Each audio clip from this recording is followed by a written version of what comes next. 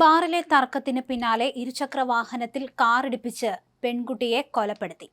വില്ലുപുരത്ത് താമസിക്കുന്ന ശ്രീലങ്കൻ അഭയാർത്ഥിയായ യാൻസിയാണ് മരിച്ചത്.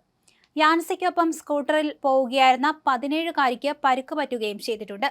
സംഭവത്തിൽ 3 പേരാണ് ഇതുവരെ അറസ്റ്റിലായിരിക്കുന്നത്. കഴിഞ്ഞ ദിവസം ചെന്നൈയിലെ ഒരു സ്വകാര്യ ബാറിൽ വച്ചാണ് സംഭവങ്ങൾ ഉണ്ടായത്. യാൻസിയും സുഹൃത്തുക്കളും ബാറിൽ നൃത്തം ചെയ്യുന്നതിനിടെ ഇവിടെയുണ്ടായിരുന്ന മറ്റൊരു സംഘവുമായി വാക്കേറ്റമുണ്ടാവുകയായിരുന്നു. പിന്നീട് അത് കയ്യാങ്കളിയിലേക്ക് നീങ്ങുകയായിരുന്നു. പിന്നീട് അത്തരത്തിൽ ബൗൺസേഴ്സ് ഇടപെട്ട് പ്രശ്നം പരിഹരിച്ചു. എന്നാൽ ബാറിൽ നിന്ന് ഇറങ്ങിയ ശേഷം ഇവരെ കൊല്ലാൻ തീരുമാനിച്ച് മറ്റ് സംഘങ്ങൾ പിന്നാലെ പോവുകയായിരുന്നു. ഒടുവിൽ 2 സംഘങ്ങളും റോഡിൽ വച്ച് ഏറ്റുമുട്ടുന്ന ഒരു അവസ്ഥ വരെ എത്തി. യാൻസിയും ഒരു സുഹൃത്തും ഇരുചക്ര വാഹനത്തിലാണ് പോയത്. എന്നാൽ മറ്റ് സുഹൃത്തുക്കൾ മറ്റൊരു കാറിലാണ് മടങ്ങിയത്.